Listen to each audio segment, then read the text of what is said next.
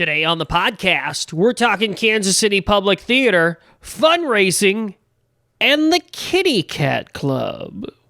This is the Kansas City Podcast.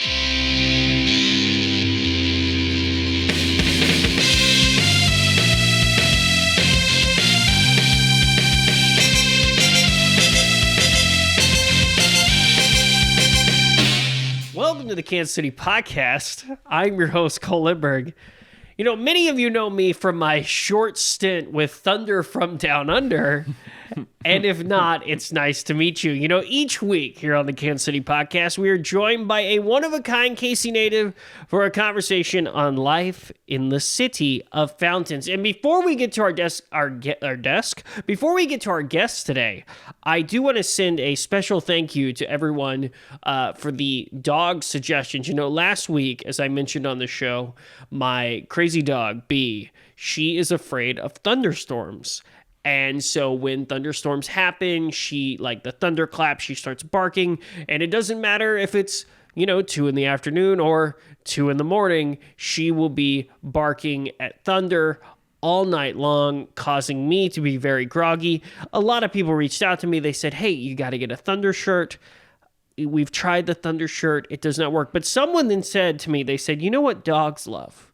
They said, if you can find that soothing kind of like dog music, if there's other music in the background or something to what's the word I'm looking for? Like a distraction from the thunder. You know what I mean? Yeah. Okay. So I know I'm like asking you this, but like that makes sense in your mind, right? Yeah. Okay. So you have this music playing in the background or like a loud TV or something like that. It could take away from the dog hearing the thunder. So of course I'm like, oh, that makes sense. So if you go online, there is tons of videos or sounds, okay, basically like soothing dog music, right? Those long soundscapes. Yeah, so if you go on like YouTube, it's like you'd walk into like a spa and you hear that music or whatever. Kenny G. Yes, and that like the KC Peruvian quiz sound, Peruvian flute music, Yeah. and so, but I think, and I'm just gonna state this, I think there are some people out there that are pulling a fast one on people that are looking for dog music, because there's one, and it was like a 45-minute long song, and like a full audio clip. This was on YouTube. It was like 40, and it said like soothing dog music. Your dog will love it. It's a soothing soundscape with additional noises that dogs will, help them with their anxiety, right? Well, so it starts playing, it's like, real going. And then all of a sudden, it's like someone took a bunch of weird sound effects and just added it to the song, because the song's going then on, and then all of a sudden you hear, and it's a chainsaw noise. And you just hear this chainsaw noise, and then it stops. And then the song keeps playing. So it's like someone took a bunch of weird sound effects. Like at one point, there's like feet stomping on the ground, like pum, pum, pum, pum, pum, pum, pum. And then in the background, and I was like, this is not, no. At one point, there's an explosion noise, like a, yet the whole time, the music, so I don't think, well, let me take a step back. So I played it for the dog, and she went nuts. No, I mean, she sat there and listened to it, but I guess I'm going to have to use it during thunderstorm. But part of me thinks that this is a giant joke that someone is pulling, that like they're like, oh yeah, this is soothing dog music. But it's just like some guy was like, hey, check this out. I found this audio file, and I've got I'm just going to put weird noises in it and say it's soothing dog music. Well, maybe it's like one of those things where it's, let's get the dog calm and then get the dog used to hearing random things out of nowhere. Maybe it's that. I'm trying to be positive about the whole thing. I know you're trying to be positive, but it just doesn't make any sense to me. Well, anyway, so if any got any thoughts, you can let me know. But I would like to welcome today. Thank you for your insight and your input into that. Mm-hmm. I would like to welcome today. This is pretty exciting. He is now officially a two-timer. That's right, because it is his second time on the show. And you are only the second two-timer that we've ever had. Really? Who was the first? Ben Wendt. Was it Ben? Okay. It was Ben Wendt. Ben Wendt has been on the show twice. I'm sure he'll be on the show again. He's a good kickoff type of episode. I'm sure he'll be coming around the beginning of the year. We're going to talk about him in a little bit too. And you are now a two-timer. The second time joining the show. Ladies and gentlemen, please welcome to the show. He is a local playwright. He's an actor. He is a man about town. Ladies and gentlemen, Derek Trautwein. Derek, welcome back to the show, buddy. Cole, thanks for having me back. No, I am very happy to have you, and we've got a lot to talk about today. There's one important thing, this is kind of the main thing that we're going to be talking about today, because there is something happening. It's happening in North Kansas City at the Rhino, where our buddy Ben Wendt is. Yeah. And it is something that you are heavily involved in. So Very we want to talk about this because we are approaching it. It is going to be Friday, August 24th, 7 p.m. That's 7 in the evening at the Rhino in North Kansas City. It is the Kansas City Public Theater Kickoff. Derek. Yeah. Tell us about the Kansas City Public Theater. Kansas City Public Theater. It is an incredible arts organization. We like to say that we were born in November or December. I don't even know. But what we are, well, that's when we started meeting. Oh, gotcha. It was in the works for a few months before that. So it's still in its infancy. It very much is so, yeah. Okay. But Kansas City Public Theater, it's a theater organization. It's an arts organization that strives to bring free theater to Kansas City. Nice. Free of charge. Oh. Completely free of charge. Free theater. Free theater, because art should be free. Yes. If you're not going to make money, why charge money? That is the mantra of all artists. Well, yes. I mean, it shouldn't be. But, but so far, since February we had our first event. And since then, we have had 5 free stage readings open to the public at the Uptown Arts Bar. Okay. We've been set up, and we had a small section of a block at First Fridays, where we're doing what we call our soapbox, where we talk to people. We literally put out a soapbox, and we let people get up there and say whatever they need to say. Nice. And it's everything as little as DC Universe is better than MCU, which is so wrong. Right. But then some people get up there like, oh, Trump this, Trump that. Yeah. On both sides of it, too, because... Yes. Anyways... it's the soapbox, basically. It's the soapbox. Yeah. So we've offered free theater in the form of stage readings, original plays, showcasing local playwrights. We do the soapbox at First Fridays. We had a show at KC Fringe Festival. Nathan Bowman, our producing artistic director, did an adaptation of Medea. That one wasn't free because we had to charge for it through Fringe. But what's really cool is a week later, we did a free production of Medea at the Brush Creek Amphitheater that was open to the public and pulled about 50 or 60 people. That's fantastic. So we're doing things. They're doing things. Nathan and his wife, Elizabeth, they started this organization, and they're running it, and they're doing a fantastic job, and free theater in Kansas City. So we're really committed to that through KC Public. That is very exciting. So basically, when we last met, because you were all the way back on episode 14, and we're here at episode 52. How do you feel about that? Man, I've been thinking about it a lot lately, and it's like the KCPU. Yeah. Kansas City podcast universe is starting to collide with itself when you have returning characters. Yes. It's a never ending, as we were saying, it's starting to turn more episodic. It is. It really is. And our event that we're talking about today, it's going to be at the Rhino. It's Rhino, that which Ben Wendt is helping me produce. Everything is kind of coming together. But at the time when we spoke, I don't remember us speaking about. At the time when we spoke, I spoke to Nathan on the phone probably 2 weeks before that. Yeah. And he said, hey, if I start a company, you want to be on board? I said, you bet. Yeah. So that was one of those things. I don't know. I don't want to seem like I'm shady or trying to be cooler than I am. Oh, you are shady, bro. I'm only because I'm a huge man, all right? I provide a lot of shade. But there's always something in the theater world that you have coming up that you can't really talk about, and that was one of them. Okay, you've always got something in your back your mind, or it's just kind of in writing. It's not official. I can't unveil it to the world yet. Yes, I've got a project that I'm focusing on, but it's not, When I was younger, it's like, hey, I might be doing this and I might be doing that. But now it's like, I'm not going to talk about something until it's going to happen. You don't want to get your hopes up either.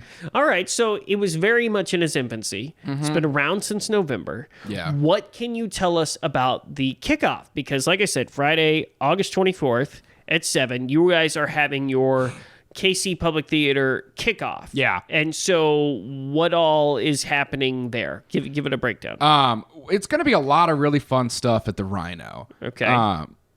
We're going to be promoting our company, promoting ourselves. That would make sense. Yeah, I would hope so. It's called the Kansas City Public Theater Kickoff. I hope that you're taking advantage of the name. That would be the smart thing to do. Right. But we're also going to be, it's $10, even though we offer free theater. We have to figure out ways to make money. Yeah. So, still got to raise the funds. Yeah, because to do free theater, you got to have money, which is ridiculous. But we do treat it like a professional company. We pay our talent that works for us. So Nice. We got to keep that coming in. Anyways, it is $10, but we're going to be announcing our upcoming season for the next year. Okay. Not only that, we will be having really awesome things up for like auction and silent auction and raffles. Okay. Really, really cool stuff. Like we might have a gift certificate to one of the best hotels in the Kansas City area. Oh, that's a tease right there. You'd have to go and see for certain. You have to go and check it out. Not only that, really cool items like gift certificates to restaurants, like local restaurants are going to be up for grabs. Sean Van Horn of Freight House Fitness has donated 1 month of a free membership to Freight House Fitness, along with 2 personal trainer sessions. You're right. This is the Kansas City podcast. It is coming together because Sean Van Horn, another guest that's been on the show. I'm starting to get weirded out. Okay, keep going.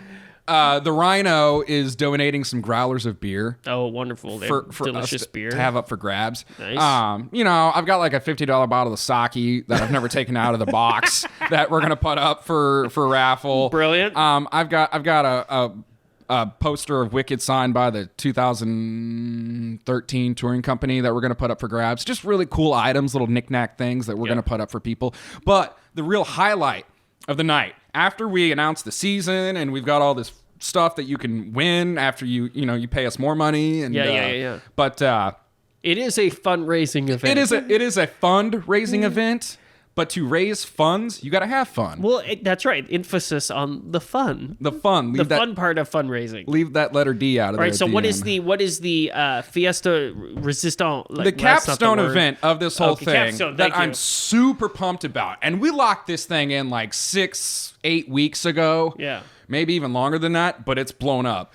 We're gonna be having a performance of "And God Did Shake the Pear," Shakespeare for Everyday Living by Scott Cox. Okay.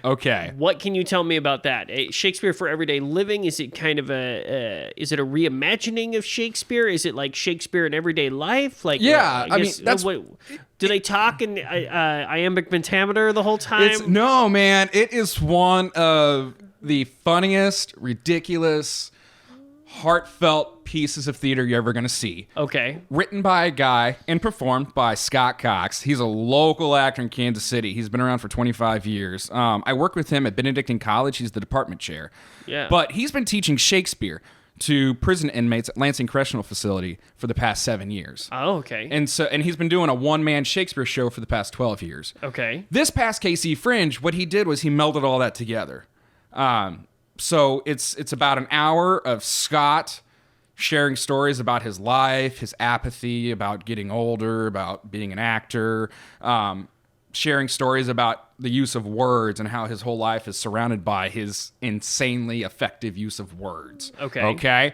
And so throughout this 1 hour piece, he slides in Shakespearean monologues and soliloquies while sharing stories of his experiences teaching Shakespeare to prison inmates. Wow. It was at KC Fringe. I had a small hand in producing it because it was with my company, Relevance Productions. Yeah. It was the number 9 most attended show of the entire festival. That's fantastic. It was the best of the venue for the venue we were at.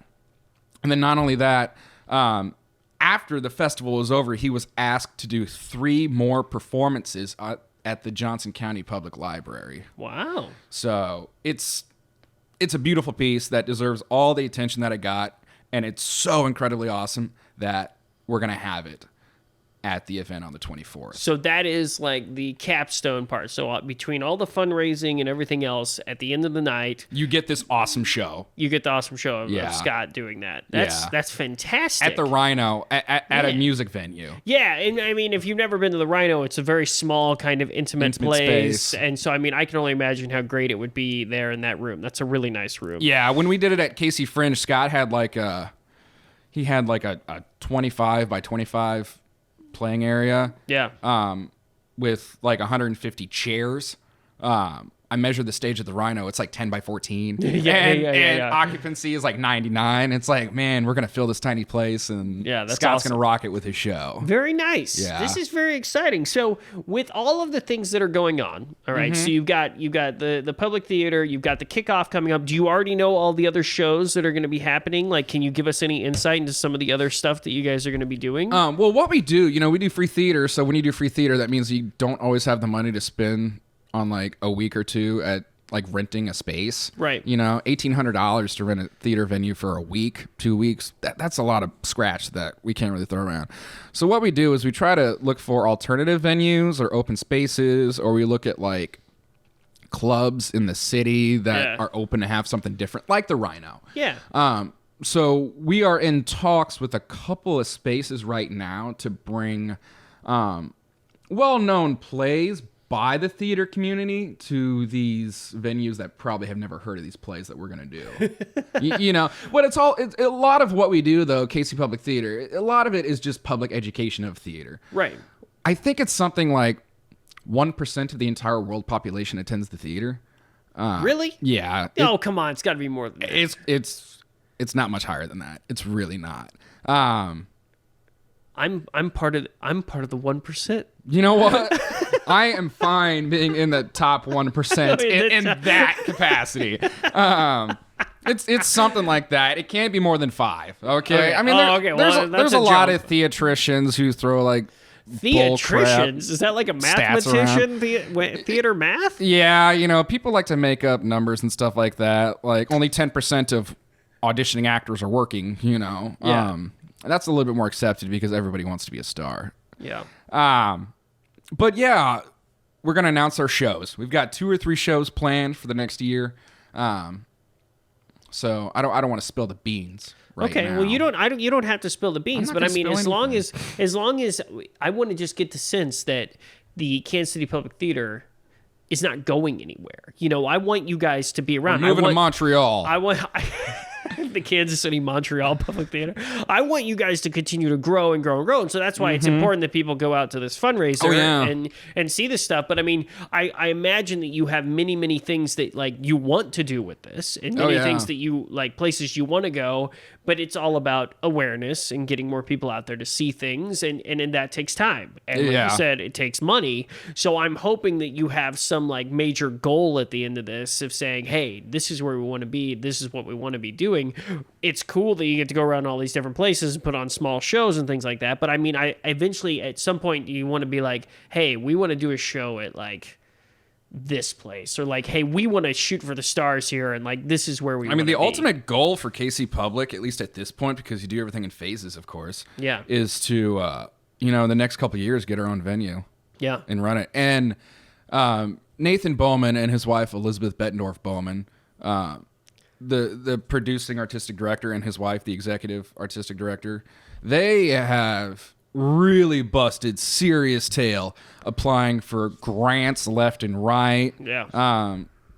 And they've gotten a few of them, and they're big for us. We've applied for a grant. I say we, like I actually wrote a grant, but I didn't write a grant. They wrote a grant, and they got us a rehearsal venue. Oh, nice. Through the city for free. And they're always just with their ears to the ground of, okay, who's going to give us money and what can we do for them? Right. And there's a couple other grants that we do have, or at least we've been approved to receive. We just haven't gotten it yet. Like matching grants, like raise this much money and we'll give you that much money. Gotcha. I mean, there is a goal for this place for this entire organization to culminate into a home. Gotcha. Yeah.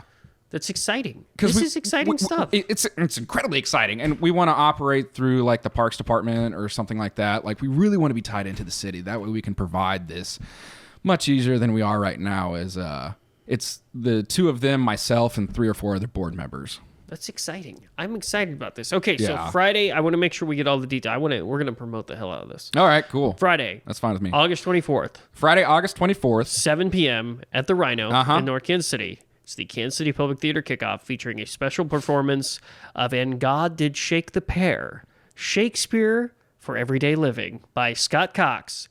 And you can be the first to hear about upcoming productions and projects. You can enter to win prizes and, help support free theater throughout Kansas City. Oh, yeah. It's fantastic, my friend. It's really cool. How was Fringe Festival this year? Did you have fun? Fringe was great, man. KC Public Theater, we produced an adaptation of the Greek tragedy Medea. Yeah. Nathan wrote that and directed it. Is that the one where she goes to jail? No, you're thinking of Ernest. What Medea Halloween? Close. Okay. No, the old. I thought Medea went to jail too. I know Ernest she went did to jail, too, but ever since I will say this, Cole. Okay, ever since I heard of Tyler Perry years ago and all these movies he does, I'm like, he's just a black Ernest. But some people don't realize that Tyler Perry is one of the most financially successful playwrights of all time. I knew that. I knew he was a successful dude. And I mean, he's been in other movies where he hasn't been Medea. Yeah. But I mean, that character just kind of is going to follow him around. But you're talking about a different Medea. I'm talking, the old Greek tragedy. Yeah. I don't know. I just assume everybody knows it. Well, I mean, I think just like myself, I think a lot of people hear Medea and they think, oh, we heard that a lot. What's Medea gotten herself into now? What does Medea get herself into in the Greek tragedy? Well, Medea is she's a foreign woman in a foreign land who is left by her husband for another woman, and so her revenge is to kill the other woman and her children. It sounds a lot like Medea goes to jail. I guess it's close. I guess so. I haven't seen Medea Goes to Jail, so I can't comment. I don't think I have either. I'm just guessing. All right, so you produced Medea for Fringe. Yeah. What else did you do? That was through KC Public. Relevance Productions is a company that I work with Scott Cox and another guy named Trevor Belt. Yeah. And we produced And God Did Shake the Pear.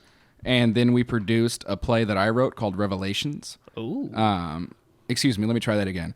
And then we produced a play I wrote called Revelations. And the best way to describe it is somebody called it Walking Dead meets Little House on the Prairie. Oh, interesting. It was about a small Christian family that holes themselves up in their house during a zombie apocalypse. Nice. But it was much smarter than that. Oh, okay. And it's basically what happens when you allow something to dictate your life and you use the Bible to twist your own beliefs and thoughts. Interesting. Because it got kind of dark at the end. Where'd you show that at? Where was that at? That was at the Just Off Broadway Theater. Okay. And my friend Michelle Johnson, who's one of the best playwrights in Kansas City, she's incredible. She came up to me after a reading of it a year and a half ago and was like, "You got a bunch of white Christians kicking people off of their land. Do you not realize that?" And I said, "Well, I wrote it, but yeah, I guess so." So it was pretty relevant to today. Nice. I like to think so. That's very exciting. Yeah. As long as the playwriting's going good and you got... Derek, I'm always intrigued because you always have 5 different projects you're working on or 5 different things you're doing.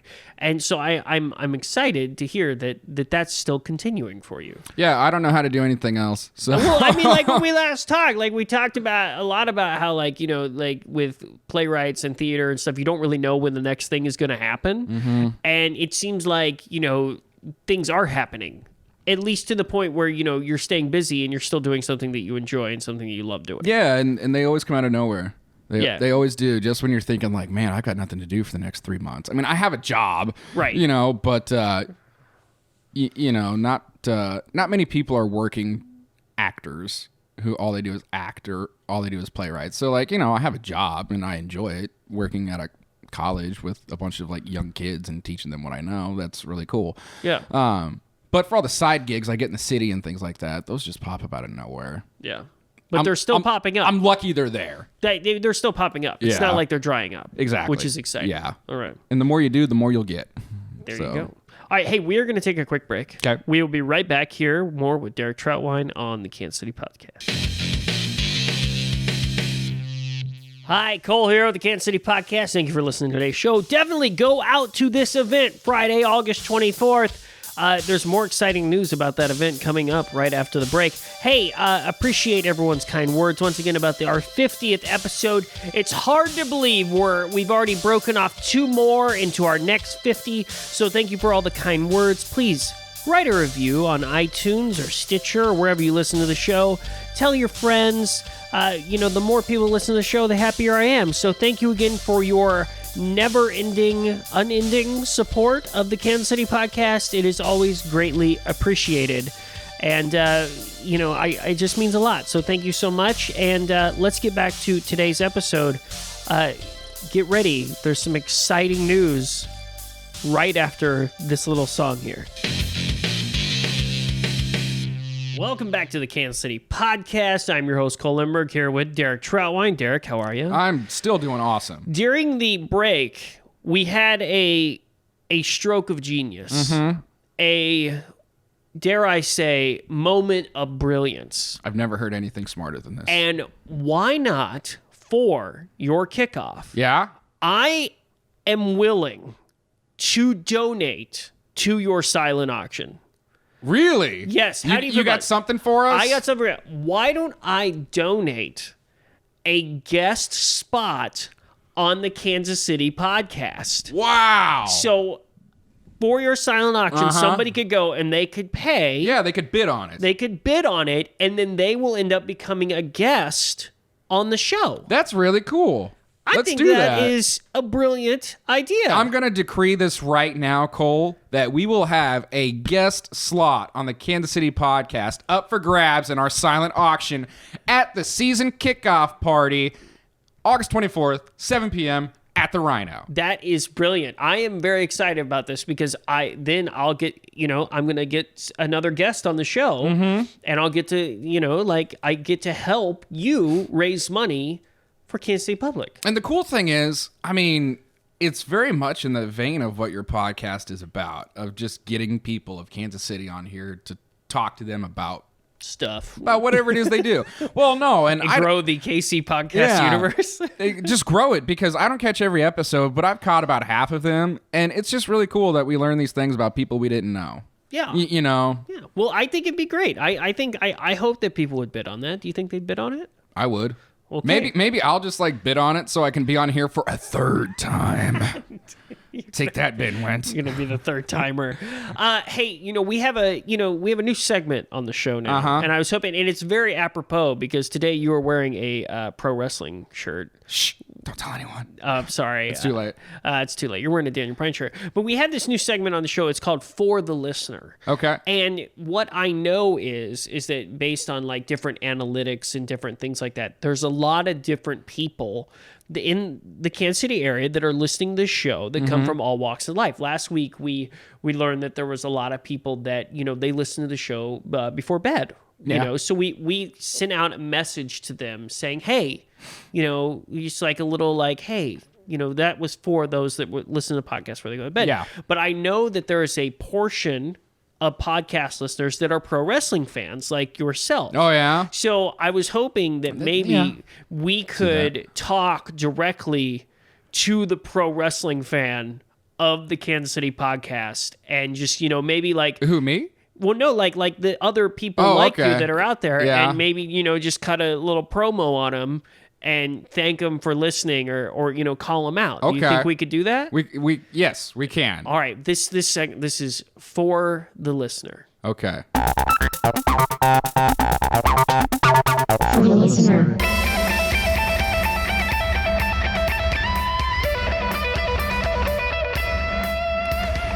Listen up, brother. Let me tell you something about this podcast. It's the best damn podcast you ever listened to, and if you don't like it, I'm gonna kick your ass. My turn? Well, let me tell you something, Mean Gene, brother dude. I've been listening in Kansas City for a long time, and I've heard a lot of nothing. Until this Lindbergh guy comes around, and he's got a few things to say. A few words here, a few words there. Out of nowhere, we got ourselves a podcast. And then you know what's gonna happen, little man. You're gonna listen to the show, and you're gonna enjoy the podcast. Ooh. Yeah, that's what I'm talking about. It's me, Coltrane. Honk, honk. Watch out, brother. I'm coming for you. Then Dirty D-Rock's gonna come in and he's gonna sweep the floor. You better put in your earbuds, and you best be listening to the Kansas City podcast. On the toilet, at home, doing dishes, driving to work. Keep your hands on the wheel, brother. All right. Wow, that was great. That was extreme, man. That was for the listener. I wasn't ready for that, but hopefully I didn't fail any listeners. I did take a moment where I was like, me? Okay, let's do it. For the listener. All right, Derek, there's one other thing that you have been on the show before. Yeah. And so anytime that I have a repeating guest on the show, I like to try something new, something different. Uh-huh. And, when you were last on the show, we talked a lot about playwriting. Uh-huh. Because you are a local playwright. And it's something that you do, something you're very passionate about. And I have been working on a play. You have? I have. I've been working on a play. Cole goes to jail. And I was wondering if, you've already taken the KC Query FKA quiz. Mm-hmm. You've done that before. Mm-hmm. So I was wondering, it's a two-man show. And I was wondering if possible, if you would maybe read it. Yeah, give it to me right now. Like we could live read it here on the podcast. Yeah. Do you think we could do that? I would love to. Right, so it's called the Kitty Cat Club. Okay. And you are going to be playing the part of Dante DeMarcadab. Okay. And I will be playing the part of Francis Chili Con Queso. Wait, you get to play Francis Chili Con Queso? Yes. That's a dream role. Well, it's my role. Okay. I really I felt like I wrote it for myself. That's what smart playwrights do. So I've got Act 1, Scene 1 here. Okay. And maybe we could just live read it here on the podcast. Ooh, a cold read. Yeah, a cold reading of it. Yeah. And then when it's all said and done, maybe you could give me some tips. Okay. What do you think? I think this is going to be a lot of fun. All right. I do. So here I'm going to here's your pages right there. Okay. And then I've got my pages here. Like I said, it's called the Kitty Cat Club. Okay. And my wife will be playing the narrator. Okay. She's already recorded the parts for it. So, just for our sake, I'll read it here for you and me now. Okay. Okay. All right. Here we go. Once again, this is the Kitty Cat Club by Cole Lindbergh. It is morning. Dante DeMarcadab sits at his writing desk, scribbling away. The blinds in the room are closed. Just a small candle lights stacks of papers full of Dante's thoughts and ideas. Dante furiously taps his pencil on the desk. So many words. So little time. How can I write all the words when there are words that I yet do not know? How can words flow through me to the page when words take me to the brink of compassion and love? Words, words, words. I wish I could convey my feelings through more than my words, yet words define me and refine me. Words be straight up unwinding me. Dante was struggling and was close to breakdown. If only something could save him. Anything. Suddenly, a knock at the door. Who is there knocking upon my door? It's me, Francis. Remember me? Francis Chili Con Queso. I need your help. Dante had not heard from Francis in years. He rushed to the door and let him in. Oh, Francis Chili Con Queso, how I have missed you! Dante DeMarcadab. Dante DeMarcadab. It's been a long time. You're looking pale. Oh, Francis, I've been so caught up in my words. Time seems to move so slow, yet so fast, rapidly accelerating, putting me on blast. Oh. Well, my friend, hopefully I can help pull you from this spiral, because I need your help. More importantly, your words. My word! Your words. My words! Word. I don't think my words are ready for you. What do you plan for my words to do? Well, as you may recall, I'm a songwriter, and I perform under the name Adam Levine with a band called Maroon 5. And I have been asked to create a musical piece for a special client, you could say. A client? You see, there's this exclusive place. A place with no rules. A place with purpose. A place where the elite gather. I'm intrigued. It's called the Kitty Cat Club. It was started in 1877 outside of Los Angeles. They meet once a year for these special ceremonies, and this year, they want me to perform. And I just can't seem to find the right words for all these exclusive cats at the club. Whatever am I to do? And your help is what I seek. The Kitty Cat Club? I've never heard of such a thing. It sounds frightening, yet inviting. What have you composed so far? Is there a melody you wish to share? Maybe hearing the tune will help to inspire, make my words spit hot fire. I will play what I wrote so far, but I'm warning you. If I play this, and you hear this song, it could, well, upon hearing it, you're in this together with me now.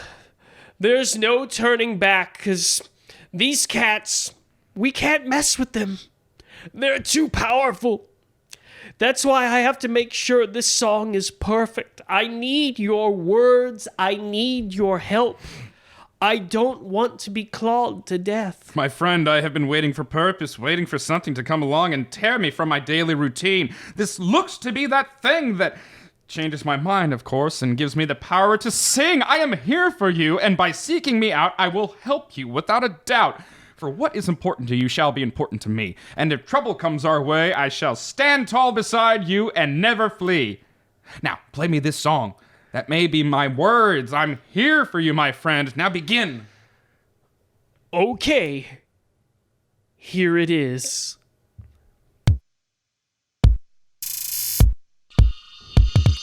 Kitty Cat Club, Kitty Cat Club, meow meow kitty kitty kitty kitty cat. Kitty Cat Club, Kitty Cat Club, meow meow kitty kitty kitty kitty cat. Whiskers, fur, catnip, purr, ball of string, joy to bring. Kitty cat meow, kitty cat purr, snuggle up to a ball of fur. Shark teeth, fish go to sleep.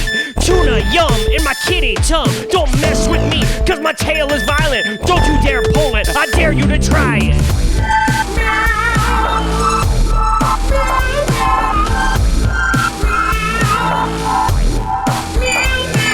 Kitty Cat Club, Kitty Cat Club, meow meow kitty kitty kitty kitty cat. Kitty Cat Club, Kitty Cat Club, meow meow kitty kitty kitty kitty cat. Feed me a saucer of milk, feed me some kitty food. You won't like me when I'm mad, I has a bad kitty attitude.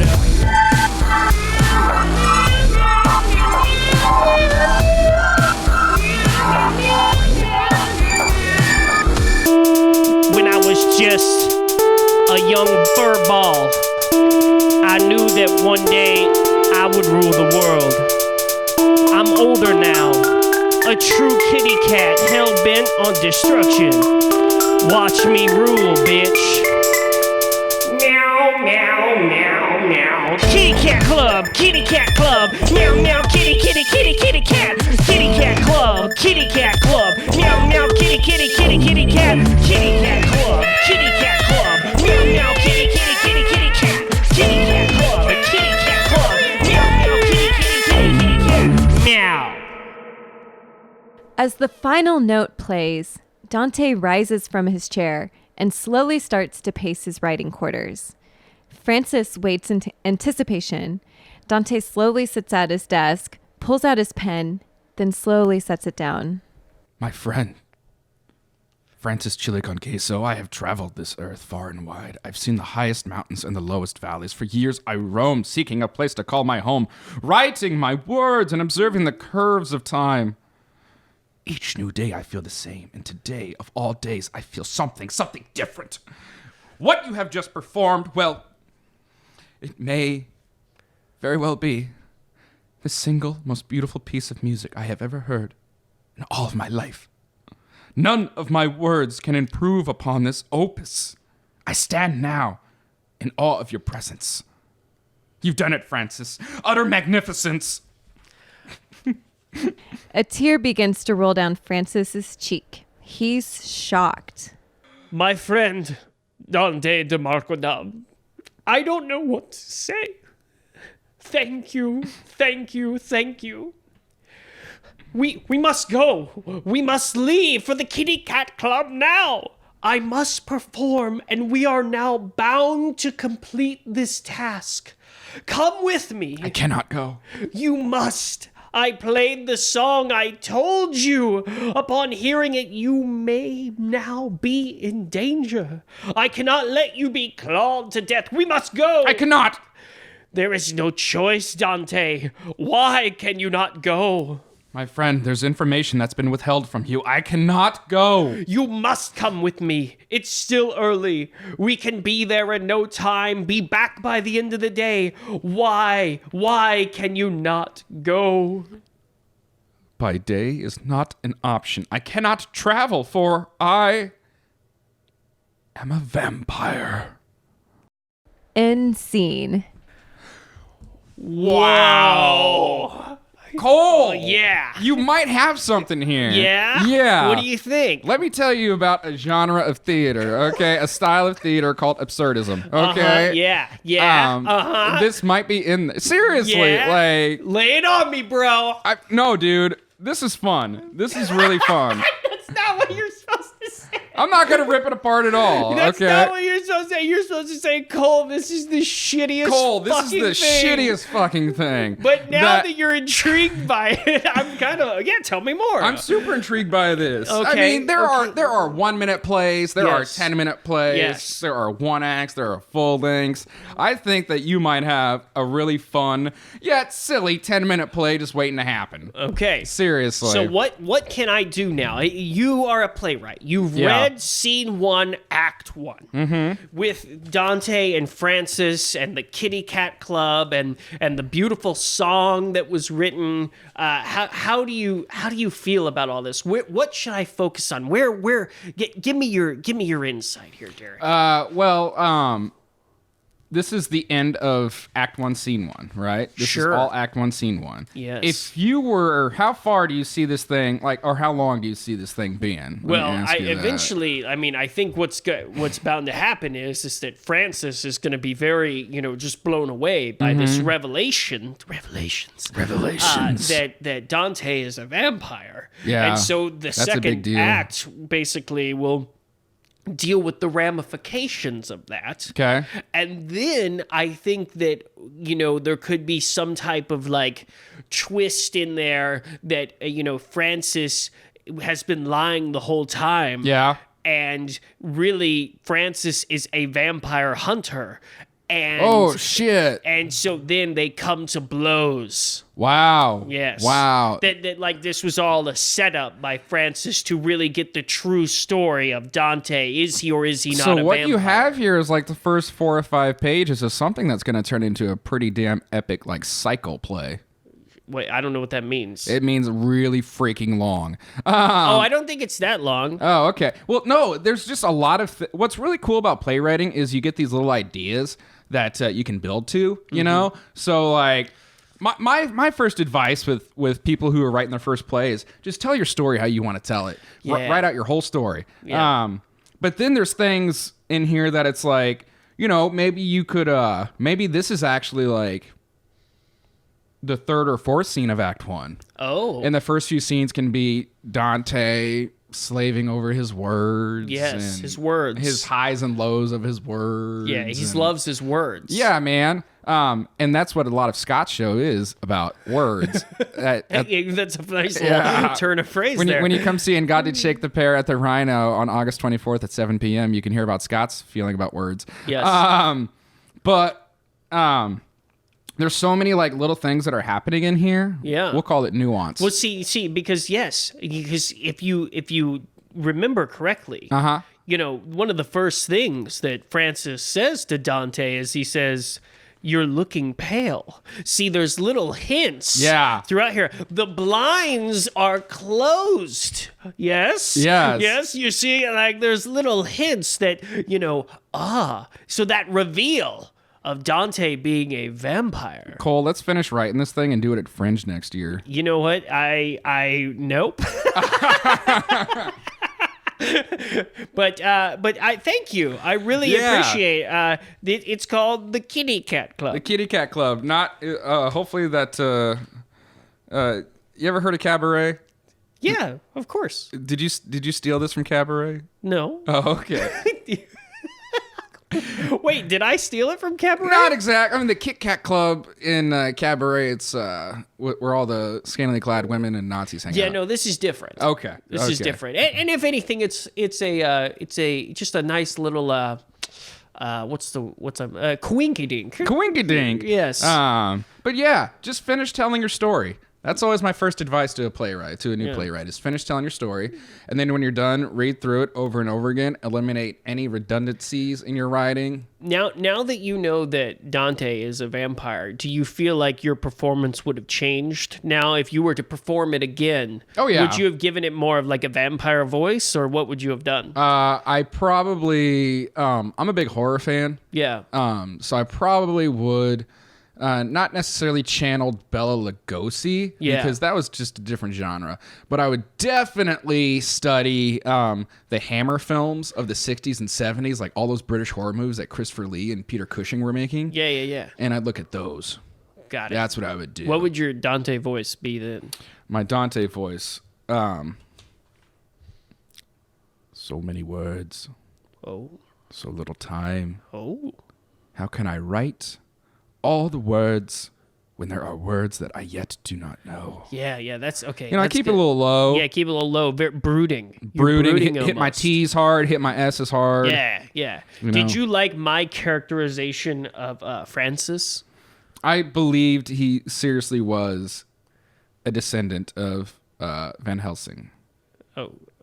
I believe that you're a vampire hunter. Okay, Yes. okay, good, Yeah. good. And then what'd you think of the names? I spent a lot of time workshopping those names of Dante DeMarco and Francis Chili con Queso. They told me exactly what I needed to know about the characters the second I heard them. Because it's important that character names, they're strong. They have to be strong. And when you hear that name, you know right away, like, what kind of a person it is. Like Willie Loman from Death of a Salesman. Yeah. Like, this guy is a low man on a totem pole. Yeah. Pizza the Hut. Yeah. It's the giant blob of Francis Chili con Queso. pizza. Yeah, chili con queso. So Okay, I good. expect a sombrero with chips and dip in the middle. Derek, we're nearing the end of our time today. No. It has been fantastic having you. You're now part of the Two Timers. I'm like Thanos, man. You're- All right. I appreciate you coming here today.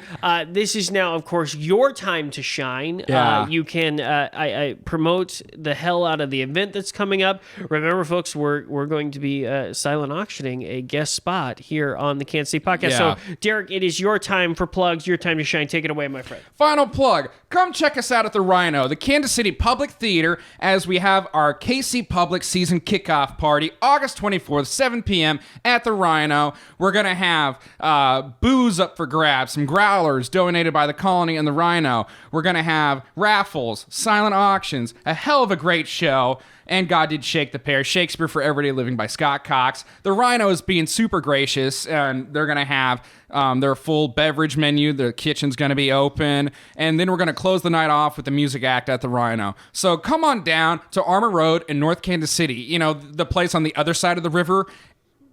and just have a freaking great time because KC Public is going to be here for a very long time. So hop on the train because we're moving fast. Fantastic. Remember, folks, you can always find me at Cole Lindbergh on Twitter. Visit our website, theKansasCityPodcast.com, Facebook, Twitter, and Instagram at Kansas City Pod. Derek, thank you for reading my play with me. Thank you for writing it, Cole. We helped the listeners, our pro wrestling fan listeners out there. Yeah. We learned about Kansas City Public. Remember, Friday, August 24th at 7 p.m. Go there, go enjoy some theater, and support local theater. And Derek, thank you so much for coming. Thank you. Thanks for being having on me, the show. Cole. Oh, I forgot to mention you can buy tickets online. KC Public Theater. KCPublicTheater.org. Also, look us up on Facebook for that ticket link, okay? There you go. That's Sorry. that's a good point. We probably should have did that earlier on. That's okay. Your listeners are loyal to listen to the whole thing. Oh, yeah, sure they do. They better. They better. All right, we'll see everybody next time here on the Kansas City Podcast. Bye.